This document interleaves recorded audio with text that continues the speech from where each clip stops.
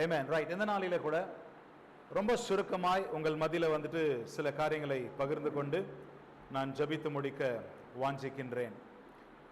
ஆக்சுவலாக நான் 2 செய்தி ஆயத்தப்படுத்தி வச்சிருந்தேன். கிறிஸ்மஸ் சீரீஸ் மாதிரி எடுக்கலாம், டிசம்பர் 1 வாரத்திலிருந்து கிறிஸ்மஸ் வரைக்கும் கிறிஸ்மஸ் சீரீஸ் மாதிரி கிறிஸ்மஸ் சம்மந்தப்பட்ட செய்திகளை எடுக்கலாம் அப்படின்னு சொல்லி நான் மனசில் வச்சு ஒரு 2 செய்தியை நான் ஆயத்தப்படுத்தி வச்சுருந்தேன். ஆனால் நேற்று இரவு ஏன்னா நான் ஆயத்தமாக இருந்ததுனால எனக்கு ஒரு பக்கம் களைப்பு வேறு. காலையில் 6:50 வீட்டை விட்டுருந்து சாயந்தரம் தான் வீட்டுக்கு போனோம். போயிட்டு அந்த களைப்பு, சரி அதுக்கு மேலே ஃபேமிலியோட டைம் ஸ்பெண்ட் பண்ணலாம் அப்படின்னு சொல்லி பார்க்கும்போது ஆண்டவர் என் இருதயத்தில் வந்துட்டு மீண்டும் இந்த வாக்குத்தத்த வசனத்தையே கர்த்தர் வந்துட்டு உணர்த்தி கொண்டே இருந்தார். அதை எடுத்து நான் படிக்கும் பொழுது அதுலேருந்து ஒரு காரியத்தை கர்த்தர் எனக்கு உணர்த்தி, அந்த ஒரு காரியத்தை மாத்திரமே இந்த காலை நேரத்தில் உங்கள் மத்தியில் பகிர்ந்து கொள்ளும்படியாய் ஆண்டவர் எனக்கு உணர்த்தினார். எல்லாரும் எடுங்க, எரேமியா 15ஆம் அதிகாரம் 11ஆம் வசனம். உன்னில் மீதியானவர்கள் நன்மை அடைவார்கள், தீங்கின் காலத்திலும் நெருக்கத்தின் காலத்திலும் உனக்காக நான் சத்துருவுக்கு எதிர்ப்பட்டு உனக்கு சகாயம் செய்வேன் என்று மெய்யாகவே சொல்லுகிறேன். ஹல்லேலூயா, ஹல்லேலூயா. இதுதான் இந்த மாதம் ஆண்டவராகிய தேவன் நம்ம கொடுத்த வார்த்தை. ஏன் நான் செய்தியை மாத்தணும்னு சொல்லி யோசிச்சேன்னா, வழக்கமா 1ஆம் தேதி நம்ம அந்த வாக்குத்தத்தத்தை பார்க்கும்பொழுது ரொம்ப லைட்டா அந்த வசனத்தை மாத்திரம் பார்த்துட்டு அது என்ன சொல்லுது, கர்த்தர் என்ன சொல்றாருன்றதை மாத்திரம் நம்ம பார்த்துடுவோம். முதல் வாரம் அதனுடைய பின்னணி, அதுக்குரிய காரியங்கள் எல்லாம் நம்ம பார்ப்போம். ஆனால் போன 1ஆம் தேதி அதற்குரிய பின்னணி, என்ன சூழ்நிலையில் அந்த வார்த்தை வந்தது என்று சொல்லி எல்லாம் நம்ம பார்த்துட்டோம். தயவு செய்து யூடியூப்ல யாருன்னா இன்னும் பார்க்காம இருப்பீங்கன்னு சொன்னா தயவு செய்து 1ஆம் தேதியுடைய செய்தியை பாருங்க. அந்த செய்தி ரொம்ப அவசியமானது. ஆமென். அந்த செய்தி ரொம்ப அவசியமானது. அதுல ஆழமாய் அந்த அந்த அந்த வசனத்துடைய பின்னணி என்ன, எந்த மாதிரி ஜனங்களுக்கு கர்த்தர் இந்த வார்த்தைகளை கொடுத்தார் என்று சொல்லி நாம அங்க பார்க்கிறோம். ஓகே, சோ ஆகவே நான் ரொம்ப டீப்பா போகக்கூடாது அப்படின்னு சொல்லிட்டு இன்னைக்கு இதை நான் படித்து கொண்டிருக்கும் போது ஒரு காரியத்தை மாத்திரம் ஆண்டவர் உணர்த்தினாரு. ஆனா இதுல தேவன் வைத்திருக்கிற வாக்குத்தத்தங்களை, 1ஆம் தேதி வராதவங்க சிலர் இருக்கிறாங்கல்ல, மேபி அந்த வீடியோ பார்க்காத சிலர் இருப்பாங்கல்ல, அதனால அவங்களுக்காக கர்த்தர் சொன்ன அந்த 3 ஆசீர்வாதங்களை மாத்திரம் நான் ஜஸ்ட் அதை ஹைலைட் பண்ணிட்டு நான் கர்த்தர் என் இருதயத்தில் வைத்த காரியத்தை பகிர்ந்து கொள்ள விரும்புகிறேன். நம்பர் 1, ஆண்டவர் என்ன ஆசீர்வாதத்தை இந்த மாதம் கொடுக்கிறாருன்னா, நன்மை அடைவார்கள் சொல்றார் ஆண்டவர். ஆமென். நீ இதுவரைக்கும் தீமையை அடைந்திருக்கலாம், நீ அடைந்தது எல்லாமே தீமையா இருக்கலாம், நீ அடைந்தது எல்லாமே வந்துட்டு நெகட்டிவானதா இருக்கலாம், நீ அடைந்தது எல்லாமே வந்துட்டு பிரயோஜனமற்றதா இருக்கலாம், நீ அடைந்தது எல்லாமே வந்துட்டு லாபமற்றதா இருக்கலாம், நீ அடைந்தது எல்லாமே வந்துட்டு ஆசீர்வாதத்துக்கு எதிர்மாறானதா இருக்கலாம், நீ அடைந்தது எல்லாமே சாபமா இருக்கலாம், இழப்பா இருக்கலாம், துரோகமா இருக்கலாம், நம்பிக்கை துரோகங்களா இருக்கலாம். ஆனா இந்த மாதம் கர்த்தர் சொல்றாரு, நீ நன்மை அடைவ. யாரோடு தேவன் பேசுறாரு தெரியல, கர்த்தர் சொல்றாரு நீ நன்மை அடைவ. நான் மீண்டும் சொல்றேன், நீ நன்மை அடைவ. நான் மீண்டும் சொல்றேன், நீ நன்மை அடைவ. நீ நன்மை அடைவ. கர்த்தர் சொல்றார் நீ நன்மை அடைவ. இது மனுஷன் சொல்ற வார்த்தை இல்ல, தேவன் சொல்லுகிற வார்த்தை. நீ நன்மை அடைவ. ஆமென். ஆண்டவர் சொல்றார் நீ நன்மை அடைவ. 2 அதே பிள்ளைகளை பர்த்தேமியு நம்ம பைபிள்ல பார்க்கிறோம். பர்த்தேமியு திமியோனுடைய குமாரனாகிய பர்த்தேமியு அப்படின்னு சொல்லி பைபிள்ல சொல்லப்படுறத பார்க்கிறோம். மார்க் 10ஆம் அதிகாரத்துல பைபிள்ல நிறைய பேரை குறித்து வேதம் சொல்லுகிறது. ஆனா நிறைய பேருடைய பெயர்களை வேதத்துல மென்ஷன் பண்ணல. நிறைய பேருடைய பெயர்களை வேதத்துல மென்ஷன் பண்ணல. ஆனா இந்த பர்த்தேமியுடைய தகப்பனுடைய பேரும் பைபிள்ல சொல்லப்பட்டிருக்குன்னு சொன்னா, இவன் ஒரு முக்கியமான குடும்பத்துல இருந்து வந்த ஒரு நபரா இருக்கணும். இருக்கிறீங்களா? ஒரு முக்கியமான ஒரு குடும்பத்துல இருந்து வந்த ஒரு நபரா இருக்கிறதுனால தான் மார்க் பர்த்தேமியுன்ற பேரை மாத்திரமல்ல, இந்த பர்த்தேமியு யார் தெரியுமா, திமேயுடைய மகன் அப்படின்னு சொல்லிட்டு அவருடைய பேரும் அதுல எழுதி வைத்திருக்கிறார். அப்போ பிரபலமான ஒரு பெரிய ஒரு ஐஸ்வர்யம் நிறைந்த ஒரு சமுதாயத்துல நல்ல ஸ்தானம் உடைய குடும்பத்திலிருந்து வந்த ஒரு நபர். அவர் என்ன ஆச்சுன்னு தெரியல, வாழ்க்கையில தீமையின் மீது தீமை அவரை பாதிச்சிருக்கலாம். நான் சொன்ன அந்த அம்மா மாதிரி பிள்ளைங்களை இன்ஜினியர் ஆக்கி இருக்கிறாங்க, டாக்டர் ஆக்கி இருக்கிறாங்க. இப்ப எங்க இருக்கிறாங்க? ரயில்வே ஸ்டேஷன் கிட்ட உட்கார்ந்து படுக்கிறதுக்கு இடம் இல்லாமல் சாப்பாட்டுக்காக ஏங்கி கொண்டிருக்கிறாங்க. உள்ளம் உடைந்ததை கேள்விப்படும் போது அந்த மாதிரி தேவ பிள்ளைகளை நல்லா வாழ்ந்த பர்த்தேமியு, நல்ல குடும்பத்துல இருந்த பர்த்தேமியு கண் பார்வை நிமித்தமாய் அவர் மேபி எல்லாவற்றையும் இழந்து ரோட்ல உட்கார்ந்து பிச்சை எடுக்கிற ஒரு நிலைமைக்கு வருகிறார். பர்த்தேமியு வாழ்க்கை வாழ்க்கையில பார்த்தது எல்லாமே கெட்டதுதான். பர்த்திமேயு அடைந்தது எல்லாமே கெட்டதுதான். பர்த்திமேயுக்கு வந்தது எல்லாமே தீமையானது தான். ஆனா ஒரு நாள் வந்தது பிள்ளைகளே, இயேசு அந்த பக்கமாய் கடந்து வந்தார். இயேசு அந்த பக்கமாய் கடந்து வந்ததை பர்த்திமேயு அறிந்த உடனே இயேசுவை நோக்கி பார்க்கிறார். இயேசு கிட்ட இருந்து பர்த்திமேயுக்கு தீமை வரல, இயேசு கிட்ட இருந்து பர்த்திமேயுக்கு ஏமாற்றம் வரல, இயேசு கிட்ட இருந்து பர்த்திமேயுக்கு நம்பிக்கை துரோகம் வரல. ஆனா இயேசு கிட்ட இருந்து பர்த்திமேயுக்கு நன்மை வந்தது. என்ன நன்மை வந்தது? அதுவரைக்கும் திறக்கப்படாத அவனுடைய கண்கள் திறக்கப்பட்டது. பிள்ளைகளை, நம்முடைய வாழ்க்கையில நீ தீமை அனுபவிச்சு உடைஞ்சு போய் வந்திருக்கலாம். ஆனா இந்த மாதம் கர்த்தர் உங்களுக்கு கொடுக்கிற சத்தம், நீ நன்மை அடைவாய். ஹல்லேலூயா. அதனால தான் நான் உரத்த சொல்லுகிறேன், நீ நன்மை அடைவாய். அதனால நான் மீண்டும் சொல்லுகிறேன், நீ நன்மை அடைவாய். ஏன்னா இது கர்த்தர் சொல்லுகிற வார்த்தை. இந்த வசனம் எப்படி முடியுது? என்று சேனைகளின் கர்த்தர் மெய்யாகவே அவர் நமக்கு சொல்லுகிறார், மெய்யாகவே சொல்லுகிறார். ஆமென். ஹல்லேலூயா. சோ நம்பர் 1 நன்மை அடைவீங்க. நம்பர் 2, இரண்டாவது, தீங்கு நாள் வரும், நெருக்கத்தின் நாள் வரும். ஆனா அவர் என்னன்றாருன்னா, உன் சத்துருக்கு நான் எதிர்கொண்டு நிற்பேன். ஆமென். தீங்கு நாள் வரும், நெருக்கத்தின் நாள் வரும். யாருன்னா, நீ ஆண்டவர் ஏற்றுக்கொள்ளு, உனக்கு பிரச்சனையே வராதுன்னு சொன்னாங்கன்னா நம்பாதீங்க. ஆண்டவர் ஏற்றுக்கொள்ளு, உன்னுடைய சூழ்நிலை எல்லாம் அப்படியே தலைக்கீழா மாறிடும், அப்படியே நீ வந்துட்டு பரலோகத்தை போல எங்க வாழ்க்கை அனுபவிப்பேன்னு சொன்னா நம்பாதீங்க. ஏன்னா இயேசுவே சொல்றாரு, உலகத்துல உபத்திரவம் உண்டு, உலகத்துல உபத்திரவம் உண்டு. ஆனா இந்த இயேசு என்ன சொல்றாருன்னா, உலகத்துல உபத்திரம் இருக்கிறது உண்மைதான்.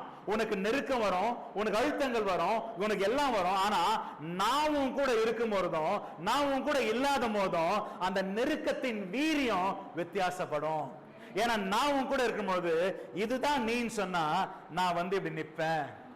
நெருக்கம் வரும், ஆனா அந்த நெருக்கம் என்ன தாண்டி தான் உங்ககிட்ட வரணும். இந்த நெருக்கத்தை நான் தடை செய்வேன். அந்த பாடுகள்ல இருந்து நான் உன்னை காப்பாற்றுவேன். ஒருவேளை நான் அனுமதிக்கிற நெருக்கமா இருந்தா இந்த நெருக்கத்துல நான் உன்னை வளர்ப்பேன்.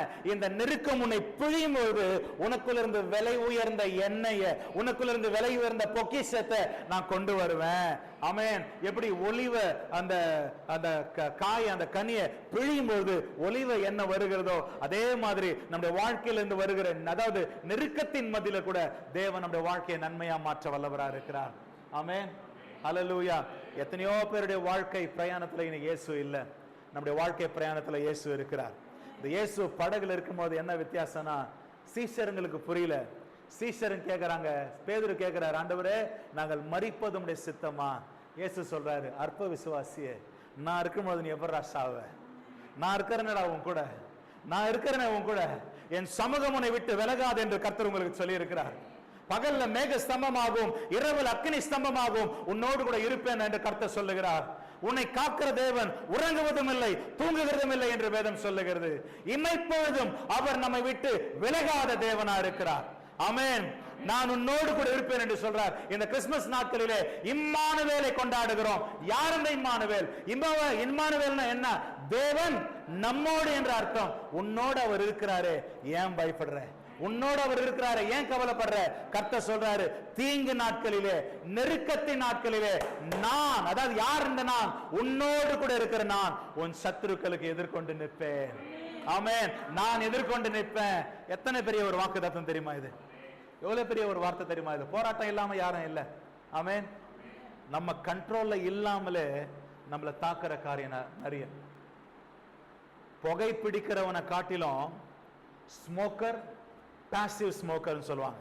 யார் இந்த பாசிவ் ஸ்மோக்கர்னா? புகை பிடிக்கிறவன் பக்கத்துல நிக்கிறவன். அவனுக்கு எந்த அளவுக்கு பாதிப்போ அதே மாதிரி தான் உனக்கும் பாதிப்பு. அவனுக்கு எந்த அளவுக்கு பாதிப்போ உனக்கு அந்த அளவுக்கு தான் பாதிப்பு. அந்த புகை உனக்குள்ள போகும்பொழுது, நான் தான் பாவமே செய்யலையே, ஆனாலும் இந்த உலகத்துல இருக்கிற விஷமும், இந்த உலகத்துல இருக்கிற வாயுவும், இந்த உலகத்துல இருக்கக்கூடிய காற்று, மாசுபட்டிருக்கிற காற்று, இதெல்லாம் நம்மளை தாக்கக்கூடியதான் இருக்குது, தாக்கக்கூடியதான் இருக்கிறது. ஆனா கர்த்தர் சொல்றாரு, தீங்கு வரலாம், நெருக்கங்கள் வரலாம், ஆனா நான் உன் கூட இருக்கும்போது அது வேற. நான் நெருங்க விட மாட்டேன். ஆமென். நான் உன்னை நெருங்க விட மாட்டேன். நான் உன்னை நெருங்க விட மாட்டேன். கர்த்தர் நம்மளை நெருங்க விடுகிற தேவன் அல்ல. ஆமென். ஹல்லேலூயா. நம்ம கிட்ட நிறைய பேர் பேசியிருக்கலாம், உன் கண்ணுல இருந்து ஒரு துளிர் கண்ணீரோட நான் விட மாட்டேன் அப்படின்னு சொல்லியிருக்கலாம். சொன்னவனே தான் அழ வைப்பான், இல்ல சொன்னவளே தான் அழ வைப்பான். அதான் உலகம். ஆனா நாம் அவருக்கு உண்மையா இல்லை, ஆனா அவர் உண்மையா நமக்கு அவர் உண்மையா இருக்கிறார். இன்னும் நமக்கு உண்மை உள்ளவரா இருக்க துடிக்கிறார். நமக்காக நிற்க, நமக்காக பேச, நமக்காக வழக்காட, யாரும் எதுவும் சொல்லிடாதபடிக்கு, சொல்றவங்க தேவ பிள்ளைகளை உனக்கு விரோதமாய் வருகிற ஆயுதங்கள் வாய்க்காமல் செய்யும்படிக்கு அவர் நம்மோடு கூட நிற்கிறார். உன்னை காயப்படுத்துறவங்களை அவர் காயப்படுத்தும்படி அவர் உன்னோடு கூட நிற்கிறார். உனக்கு விரோதமா ஏவப்படுறத ஏவி அனுப்பிச்சவங்கிட்ட அனுப்பும்படியாய் அவர் நிற்கிறார். உன் கூட அவர் நிற்கிறார்.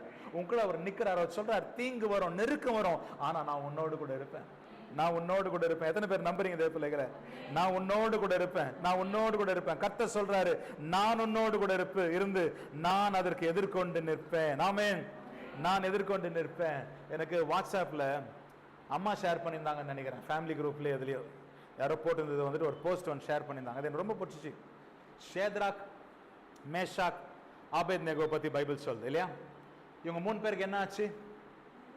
தூக்கி அவங்கள நெருப்புல போட்டாங்க. எரிஞ்சிட்டாங்களா? அவங்க எரியல. நேபுகாத்நேசர் வந்து பாக்குறாரா? வந்து பாக்குறாரா? அவர் பார்க்கும்போது என்ன பாக்குறாரு? எத்தனை பேரை தூக்கி போட்டாங்க? எத்தனை பேரை பாக்குறாரு? இந்த 4வது நபரை சேத்ராக், மேஷாக், ஆபேத்நேகோ பார்த்தாங்கன்னு பைபிள் சொல்லுதா? அது யோசித்து பார்த்துருக்கீங்களா? எப்படின்னா சேத்ராக், மேஷாக், ஆபேத்நேகோ கூட 4வது நபரா ஒருத்தர் இருக்கிறாரு. அவங்களாலே பார்க்க முடியல, ஆனா தூக்கி போட்டவன் பார்க்கறான். அவன் இதாயா நம்ம தெய்வம். நீ நினைச்சுனுக்கிற என் வாழ்க்கையில் ஆண்டவரே நீங்க உண்மையா இருக்கிறீங்களான்ட்டு. உனக்கு தெரியாது. சத்ருவை கூப்பிட்டு கேட்டுப்பாரு. அவன் சொல்லுவான், உன் கூட அவர் இருக்கிறாரு, அதனால தான் உன்னை தொட முடியல, அதனால தான் உன் குடும்பத்தை தொட முடியல, அதனால தான் உனக்கு ஆபத்துகள், பிரச்சனைகள், போராட்டங்கள் வந்தாலும் உன்னை என்னால அழிக்க முடியல, உன் குடும்பத்தை என்னால நிர்மூலப்படுத்த முடியல. ஏன்னா 4வது நபரை உன்னால பார்க்க முடியல, உன் கண்ணு கூடாக்கப்பட்டிருக்கு, ஆனா நான் பார்க்கிறேன், உன்னோடு கூட அவர் இருக்கிறார். ஹல்லேலூயா, ஹல்லேலூயா. 3வது கர்த்தர் சொல்லுகிறார், அதே பிள்ளைகளே, உனக்கு சகாயம் பண்ணுவேன். ஆகாரு தெரிந்து கொள்ளப்பட்ட கூட்டம் இல்ல, தெரிந்து கொள்ளப்பட்ட ஜாதி இல்ல. அவ சொந்த கணவனாகவே புறக்கணிக்கப்பட்டு தள்ளப்பட்டவர். ஆனா வேதம் சொல்லுகிறது, ஆகாரின் கூக்குரலை கேட்டு உதவி செய்த தேவன். ஆகார் என்ன தெரியுமா சொல்றா? அவர் என்னை காண்கிற தேவன். எல்ரோஹின் பாட்டு பாடணுமே, அந்த எல்ரோஹின்ற பேரை வச்சிருந்து ஆகார் தான். என்னை காண்கிற தேவன். ஒரு அந்நிய ஜனத்தை, தேவனை அறியாத ஒரு ஜனத்தை அவர் கண்ணோக்கி பார்க்க முடியுமே, ஆனால் அவரை மாத்திரமே நம்பி வந்திருக்கிற இந்த கூட்டத்தாகிய உங்களுக்கு தேவன் சகாயம் செய்ய மாட்டாரா? ஹல்லேலூயா, ஹல்லேலூயா. உன் தேவன் உன் சகாயரா இருக்கிறார். உன் தேவன் சொல்லுகிறார், நான் உனக்கு சகாயம் செய்வேன். ஆகாருக்கு இறங்கின தேவன், ஆகாரின் அழுகுரலை கேட்ட தேவன், ஆகாரை கண்ணோக்கி பார்த்த தேவன், ஆகாருக்காக இறங்கி அவர் தேவையை சந்தித்தது மாத்திரமல்ல, அவனுக்கு வாக்குத்தத்தம் பண்ணி அந்த வாக்குத்தத்தை நிறைவேற்றின தேவன். நான் உனக்கும் சகாயம் செய்வேன், உன்னோடு கூட இருப்பதை நிரூபிப்பேன் என்று சேனைகளின் கர்த்தர் மெய்யாகவே மெய்யாகவே மெய்யாகவே இந்த டிசம்பர் மாதம் உனக்கு சொல்லுகிறார். ஆமென். ஹல்லேலூயா, ஹல்லேலூயா. இதான் தேவ பிள்ளைகளே, கர்த்தர் உங்களுக்கு கொடுக்கிற வார்த்தை, இதான் கர்த்தர் உங்களுக்கு கொடுக்கிற வாக்குத்தத்தம். இந்த வாக்குத்தத்தத்தை இவர் யாருக்கு கொடுக்கிறார்? இந்த வாக்குத்தத்தத்தை, இந்த 3 வாக்குத்தத்தத்தை அவர் யாருக்கு கொடுக்கிறார்? Very good. மீதியானவர்களுக்கு. படிங்க அந்த வசனத்தை. உன்னில் மீதியா இருக்கிறவர்கள் நம்பர் 1 நன்மை அடைவார்கள். தீங்கின் காலத்திலும் நெருக்கத்தின் காலத்திலும் சத்துருக்கள் உனக்கு எதிர்பட்டு, உனக்காக நான் சத்துருவுக்கு எதிர்பட்டு உனக்கு சகாயம் செய்வேன் என்று கர்த்தர் சொல்லுகிறார். யாருக்கு இந்த வார்த்தையை சொல்றாரு? மீதியானவர்கள். மீதியானவர்னா யாரு? மீதியானவர்கள்னா யாரு? சொல்லுங்க பார்க்கலாம். மீதியானவர்கள். நேற்று வச்ச சாப்பாடு மீதி ஆயிருக்கா வீட்டுல? மீதியானவர்கள். இப்போ ஹிண்ட் கொடுத்துட்டேன், இப்ப நான் சொல்லுங்க.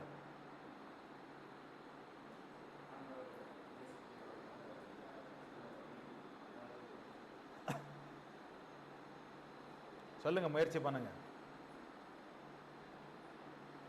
மீதியானவர்கள் 1ஆம் தேதி கூட நான் சொன்னேன்னு நினைக்கிறேன்.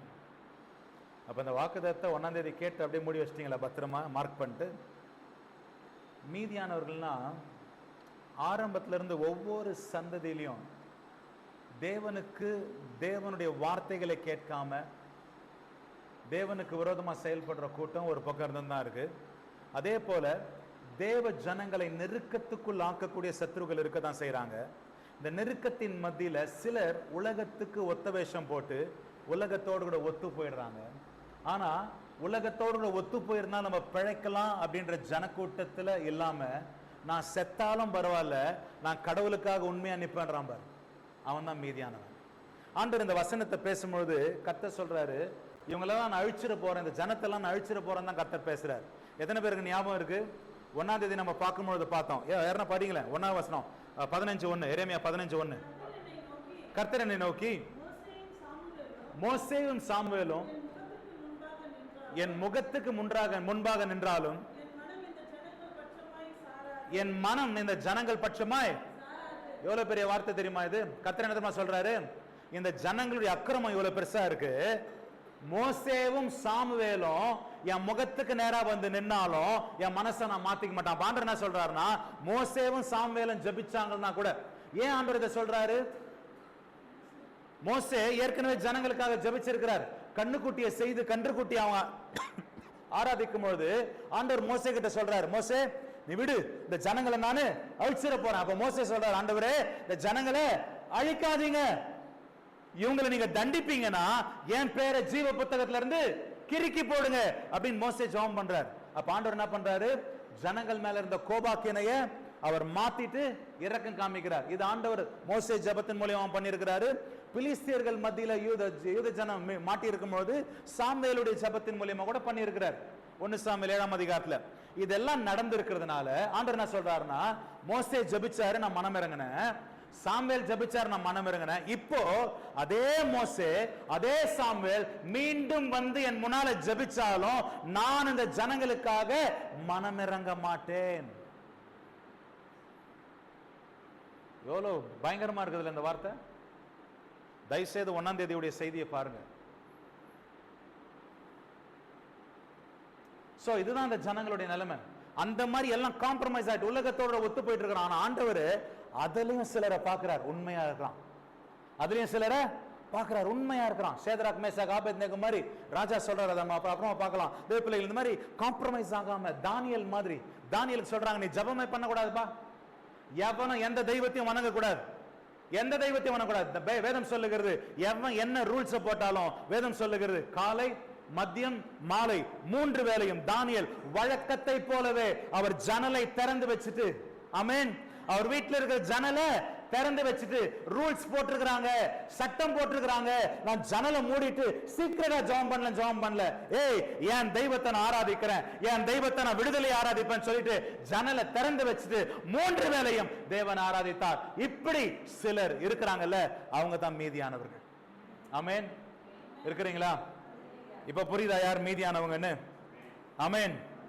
பொதுவாகவே மீதியானவர்கள் அப்படின்னு சொன்னாக்கா எபிரேய வார்த்தையின்படி ஷியார் இல்ல ஷீரிட் அப்படின்னு சொல்லக்கூடிய எபிரேய வார்த்தை இதுக்கு பயன்படுத்தப்பட்டிருக்கு. இதுக்கு அர்த்தம் என்னன்னா, that which remains is left over or preserved, அதாவது பாதுகாத்து வைக்கப்பட்டிருக்கிறது, இல்ல மீதி, இவங்க எல்லாரையும் விட்டுட்டு மீதியானது அப்படின்னு சொல்லக்கூடிய ஒரு பதமாய் தான் அந்த பதம் இருக்கிறத நம்ம பார்க்கிறோம். நெருக்கத்தின் மத்தியில, ஜனங்கள் அழுத்தப்படுகிற சூழ்நிலையின் மத்தியிலும் கர்த்தருக்காக உண்மையா இருக்கிற கூட்டத்தை தான் மீதியானவர்கள் என்று நம்ம பார்க்கிறோம்.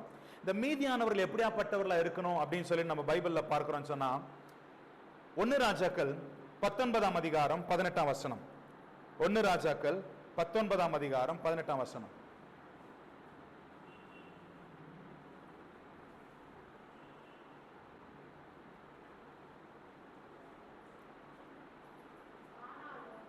ஆனாலும் பாகாலுக்கு முடங்காமல் இருக்கிற முழங்கால்களையும் அவனை முத்தம் செய்யாம இருக்கிற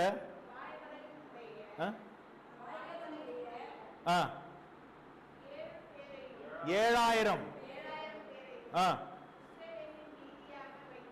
இஸ்ரவேலின் மீதியாக வைத்திருக்கிற ரெமனன்ட்.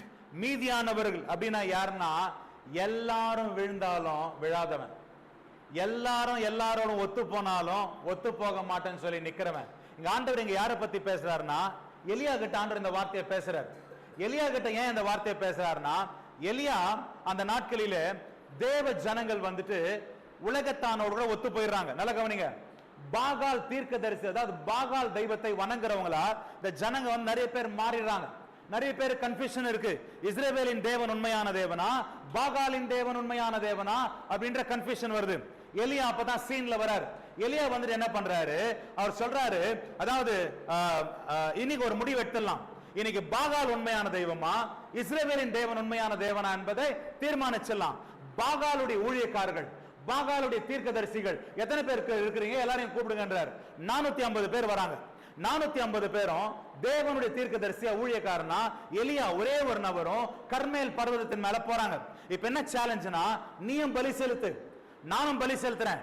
எந்த தெய்வம் நெருப்பா இறங்கி வந்து அந்த பலியை நக்கி போடுகிறதோ, அந்த பலியை அங்கீகரிக்கிறதோ, அந்த தெய்வம் தான் உண்மையான தெய்வம் அப்படின்னு சொல்லி தீர்மானிக்கிறாங்க. ஜனங்களுக்கு எல்லாம் ஆர்வம், எந்த தெய்வம் உண்மையான தெய்வம் பார்க்கலாம் அப்படின்னு சொல்லி எல்லா ஜனமும் 1000 கணக்குல வருது. 450 பாகால் தீர்க்கதரிசிங்க நிக்கிறாங்க.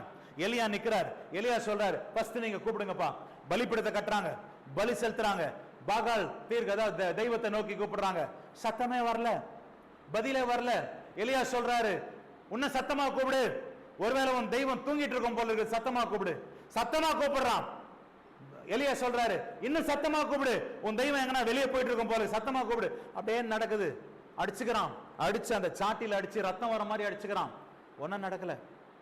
அதுக்கப்புறம் எலியா வராரு, அந்த பலிபீடத்தை சீரமைக்கிறார், தேவனை நோக்கி பார்க்கிறார், கூப்பிடுறாரு. ஆண்டவர் அக்கினியா வந்து பட்சிக்கிறார். எலியாவின் தேவன் உண்மையான தேவனா இறங்குகிறார். அப்ப எலியா என்ன தெரியுமா பண்றாரு, ஒரு கத்தி எடுத்துன்னு 450 பாகால் தீர்க்கதரிசிகளை வெட்டி சாகடிச்சுட்டு, இனி எவனும் இந்த ஜனங்களை வந்து டிஸ்டர்ப் பண்றவனா, திசை திருப்புறவனா இருக்கக்கூடாதுன்னு சொல்லி அந்த வல்லமைகளை அவர் தகர்த்து போடுகிறார். அப்போ எசபேல் இந்த விஷயத்தை கேள்விப்படுறா. ஆகாப் ராஜாவுடைய மனைவி கேள்விப்பட்டு சொல்றா, நாளைக்கு இந்த நேரத்துக்குள்ளேயோ நான் எலியாவை சாவடிச்சிடுவேன்றான். எலியா பயந்துடுறார். பயந்துட்டு ஓடி போய் ஒளிஞ்சுக்கிறார். ஒளிஞ்சுன்னு, ஆண்டவரே நான் மாத்திரம் தனியா நிக்கிறேன் ஆண்டவரே, எல்லாரும் போயிட்டாங்க, எல்லாரும் இந்த பாகாலை நம்பி போயிட்டாங்க, எல்லாரும் போயிட்டாங்க ஆண்டவரே, யாரும் உண்மையா இல்ல, நான் மாத்திரம் நிக்கிறேன், தனி மரமா நான் நிக்கிறேன் ஆண்டவரே என்று உடைந்து நிற்கிறார். அப்பதான் ஆண்டவர் சொல்றாரு, எலியா நீ தனியா இல்லப்பா, பாகாலுக்கு முன்னால முட்டி போடாதவனையும் பாகாலுடைய பாதத்தை முத்தமிடாதவனையும் 7000 பேரை நான் வச்சிருக்கிறேன், மீதியானவர்கள் இருக்கிறார்கள் என்று சொல்லி கர்த்தர் சொல்லுகிறார். அப்ப மீதியானவர்களை கர்த்தர் யாரா இங்க காண்பிக்கிறார்னா, மீதியானவர்கள் உலகத்தோடு கூட ஒத்து போகாதவர்கள், மீதியானவர்கள் கூட்டத்தோடு கூட கூட்டமா போகாதவர்கள். இன்னைக்கு உங்களுக்கு புரியுற மாதிரி சொல்லணும்னா, கும்பல்ல கோவிந்தா போடாதவங்க.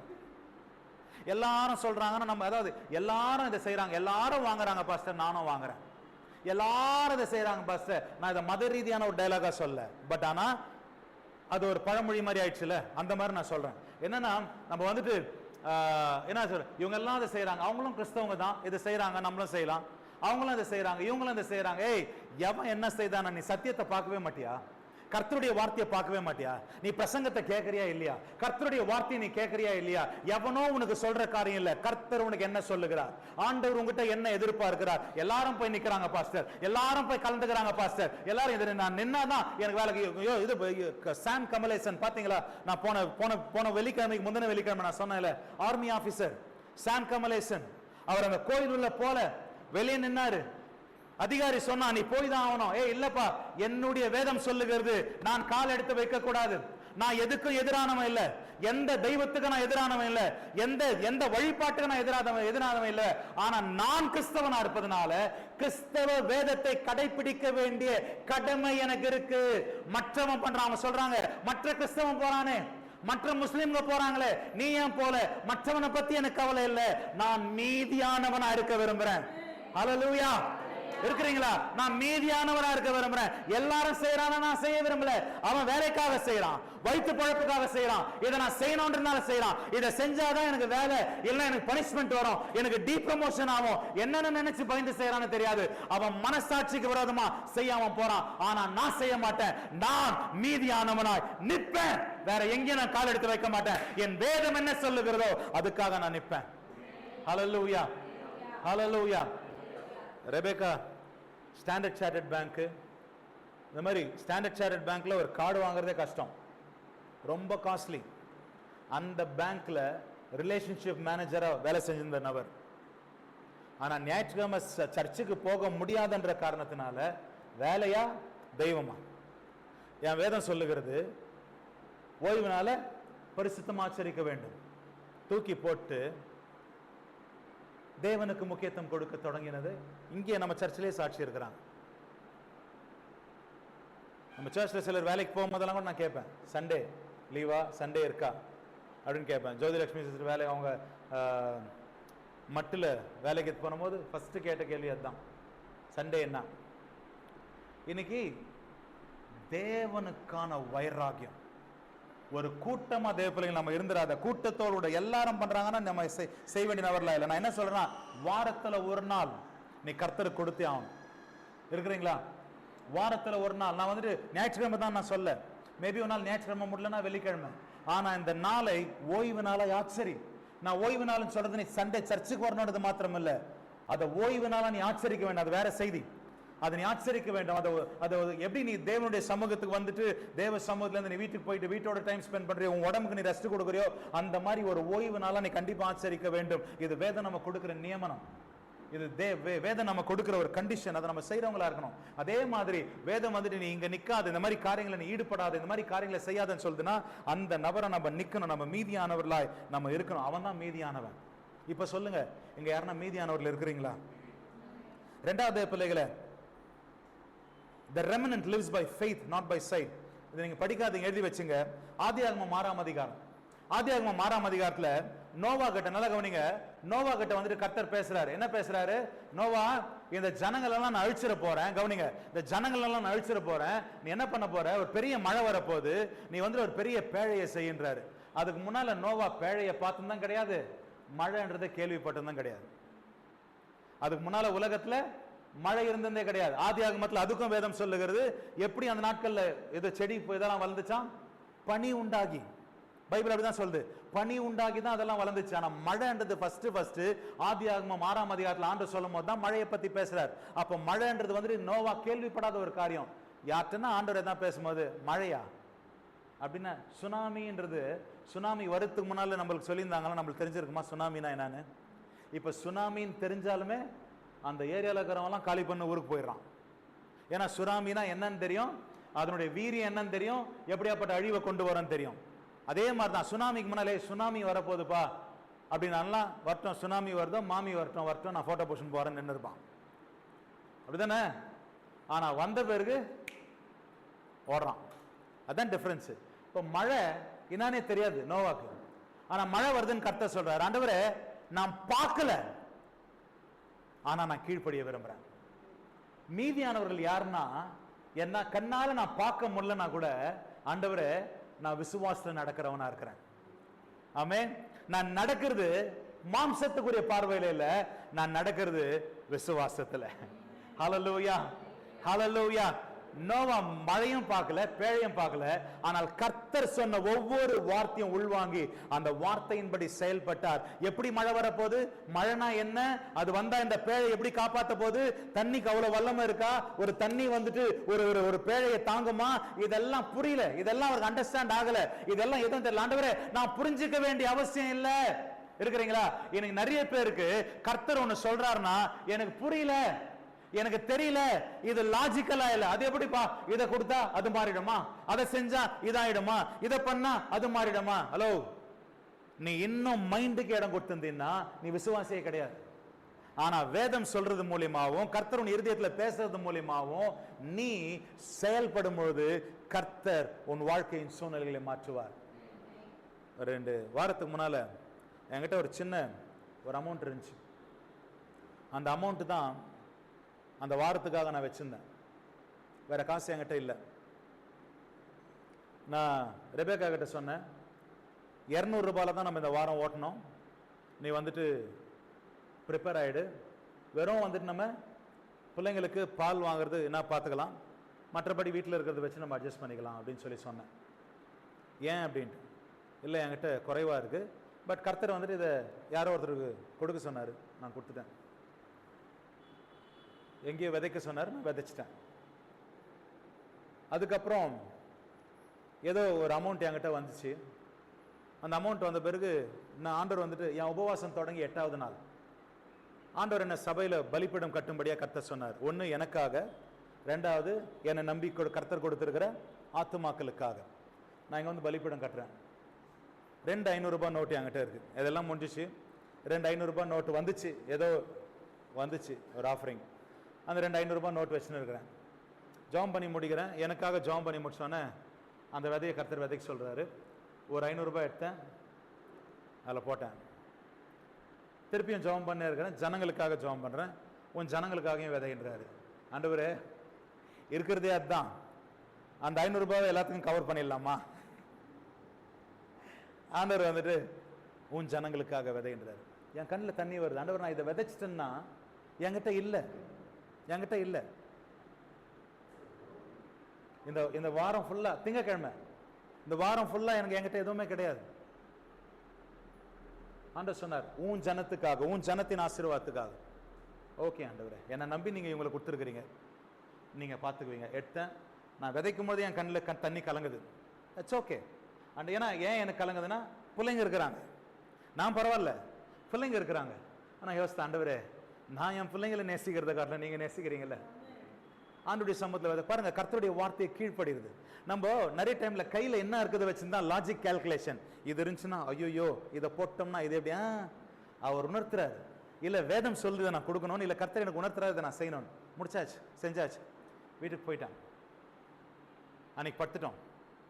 காலையில ஏஞ்சுக்கிறேன், ஜாம் பண்ணலாம். 3 மணிக்கு என் தங்கச்சி அமெரிக்கால இருந்து, என் சித்தி பொண்ணு, ஒரு ஸ்கிரீன்ஷாட் அமைச்சிருக்கிறான். அந்த ஸ்கிரீன்ஷாட்ல வந்துட்டு $200 ஒருத்தர் எனக்கு அமைச்சிருக்கிறாங்க. அந்த $200 ஏன் அப்படின்னு சொல்லி எனக்கு தெரியல. அதுக்கப்புறம் அன்றைக்கி நான் ஃபோன் பண்ணிவிட்டு அந்த நபரை கேட்டேன். அண்ணா, இந்த மாதிரி நான் வந்துட்டு ஒரு பிஸ்னஸ் ஆரம்பித்தேன்னா, அந்த பிஸ்னஸில் வந்துட்டு ஒரு லாபம் வந்துச்சு. அந்த லாபத்தில் நான் சில மினிஸ்ட்ரிக்கு சப்போர்ட் பண்ணேன். உங்களுக்கு அனுப்பணும்னு எனக்கு தோணுச்சுண்ணா அப்படின்ட்டு. எதுக்காக இதுன்னு சொல்லி கேட்டேன். உங்களுக்கு அனுப்பணும்னு தோணுச்சுண்ணா அப்படின்ட்டு. ஓகே அப்படின்ட்டு அம்மா ரெபேக்கா கிட்ட சொன்னேன், பாரு, நம்ம விதைச்சிருந்து இவ்வளோ, கர்த்தர் கொடுத்துருந்து $200, 15,000 ரூபாய் கர்த்தர் கொடுத்துருந்து. அந்த 15,000 ரூபாய் கையில் வச்சுன்னு இந்த கம்பளியெல்லாம் வாங்கிறதுக்கு, மற்ற எல்லா காரியத்துக்கு, எங்கள் வீட்டுக்குரிய காரியங்கள் எல்லாத்தையும் அழகாக பார்த்துக்கொள்ள கர்த்தர் கிருபை கொடுத்தார். நயந்திரமா சொல்கிறேன், இங்கே அவர் உணர்த்துறாரா? நீ மீதியானவன் எப்படிமா சொல்ல முடியும்? உன் மாம்ச கண்ணில் வாழ்றவன் மீதியானவனா இருக்க முடியாது. அவர் சத்தத்தை கேட்டு அவர் உணர்த்துகிற உணர்த்துதல், இதனால எனக்கு என்ன சவால் வந்தாலும் பரவாயில்ல, கர்த்தர் யார் என்பதை என் வாழ்க்கையில காண்பிப்பார் என்று சொல்லி விசுவாசத்துல நடக்கிறவன் தான் மீதியானவன். இங்க ஆண்டவர் யார்கிட்ட பேசுறான்னு தெரியல. நான் சொன்ன 3 ஆசீர்வாதத்தை சொல்லும் போது ஆமேன் ஆமேன் ஆமேன்னு சொன்னீங்கல்ல, அந்த ஆசீர்வாதம் யாருக்கு தெரியுமா? மீதியானவர்களுக்கு. யார் தெரியுமா அந்த மீதியானவர்கள்? விசுவாசத்துல நடக்கிறவர்கள்.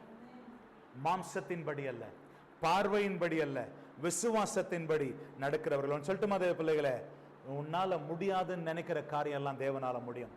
ஆனா அவர் சத்தத்துக்கு செவி சாய்த்து பார், அவர் வார்த்தையை செய்து பார். உன் முடியாத பட்சத்துல கூட நீ அதை செய்து பார், நீ அதை செய்து பார், நீ அதை செய்து பார்.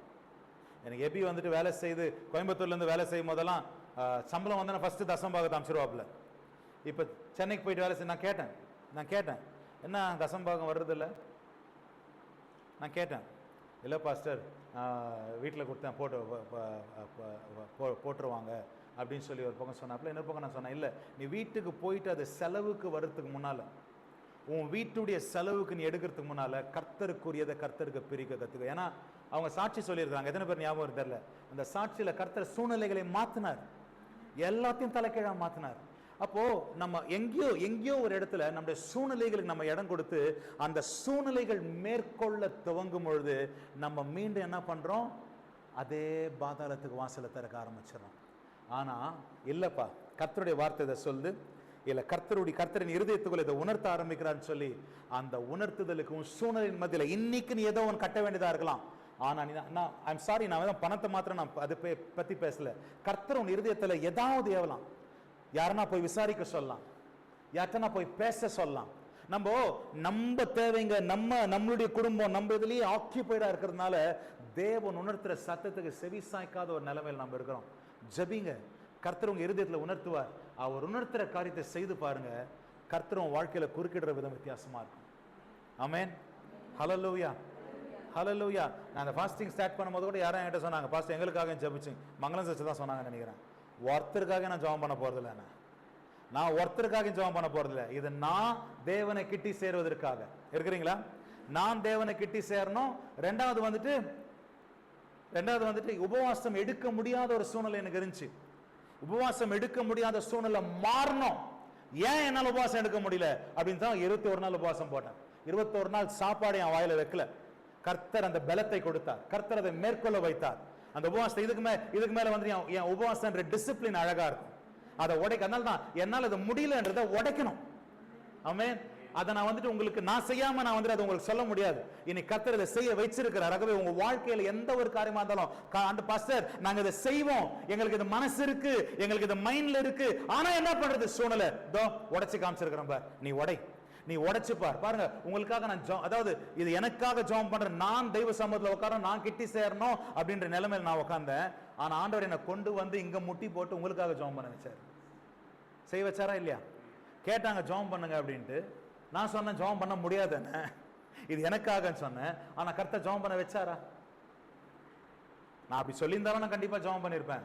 உங்களுக்காக ஜெபம் பண்றது தான் கர்த்தர் என்ன வச்சிருக்கிறார், உங்களுக்காக வேண்டுதல் செய்யறதுக்காக தான் வச்சிருக்காரு. ஆனா நம்முடைய எண்ணங்களை மீறி எப்போ அவருடைய வழிநடத்துதல் நம்ம இடம் கொடுக்கிறோமோ கர்த்தர் கிரியை செய்றார் பாருங்களேன். ஆமென்.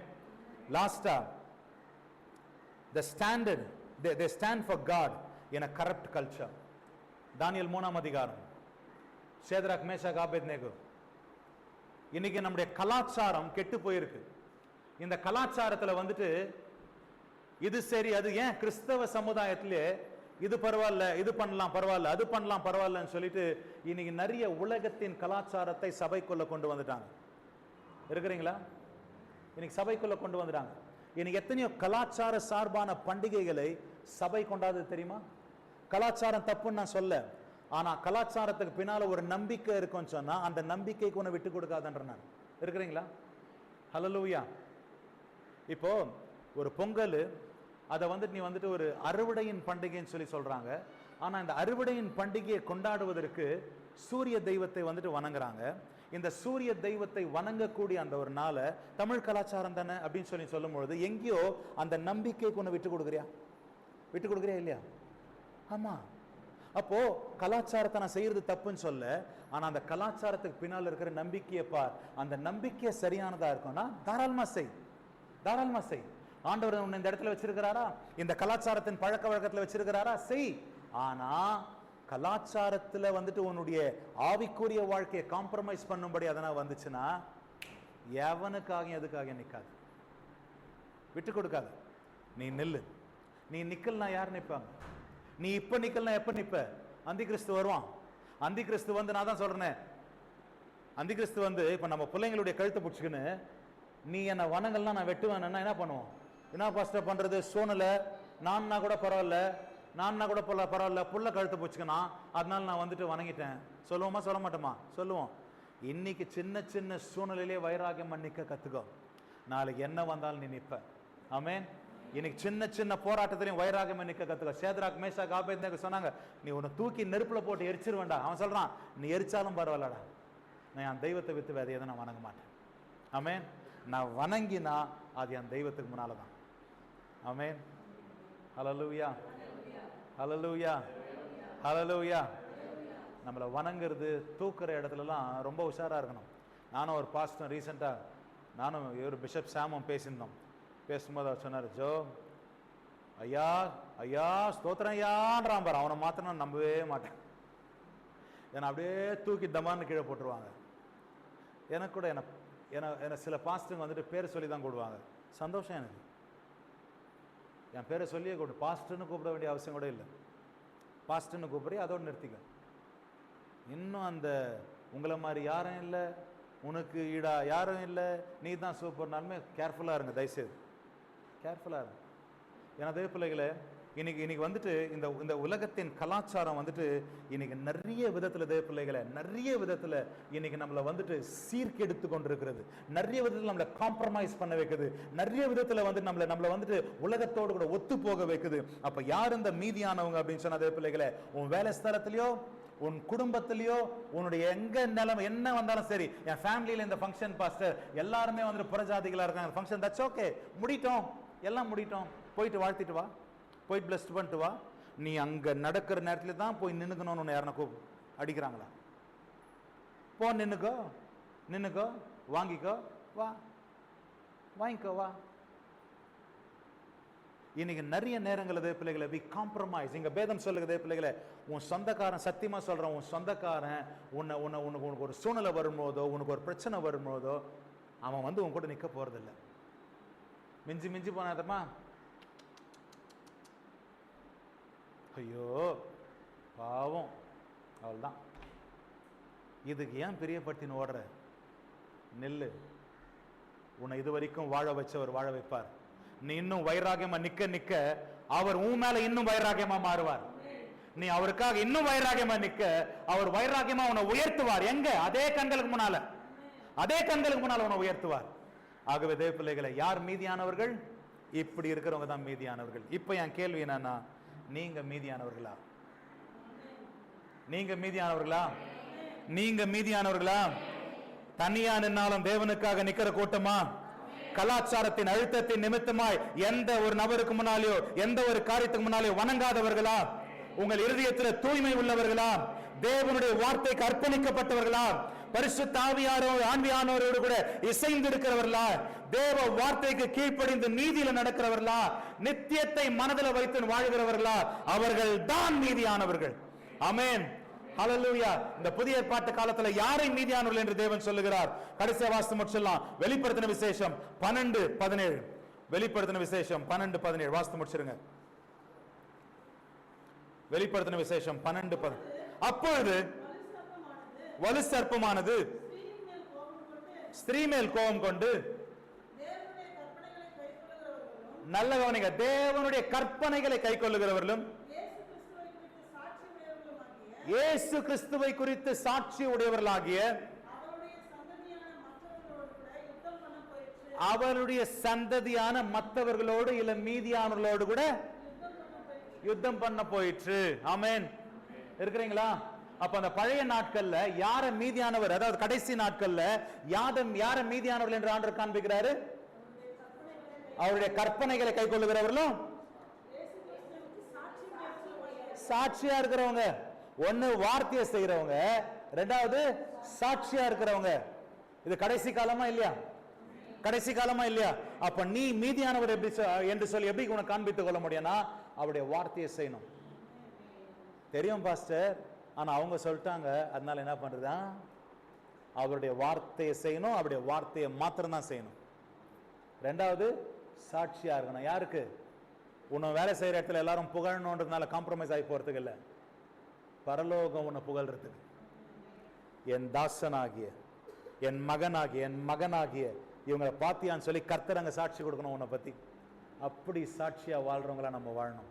இந்த கடைசி நாட்கள்ல இப்படி நீங்க இருப்பீங்கன்னு சொன்னா நீங்க மீதியானவர்கள். இந்த மீதியானவளா நீ இன்னைக்கு மாறுவேன்னு சொன்னா, நான் இதை உச்சரிக்க வேண்டிய அவசியம் கூட இல்லை. நான் சொன்ன அந்த 3 காரியத்தையும் உன் தலை மேல கொண்டு வந்து இறக்கி உன் குடும்பம் அதை அனுபவிக்கும்படியா கர்த்தர் கிருபை செய்வார். ஆமென். கர்த்தரை நோக்கி பார்க்கலாமா? எழுந்து நிற்கலாமா? அவருடைய சமூகத்துல எழுந்து நிற்கலாமா? அவருடைய சமூகத்துல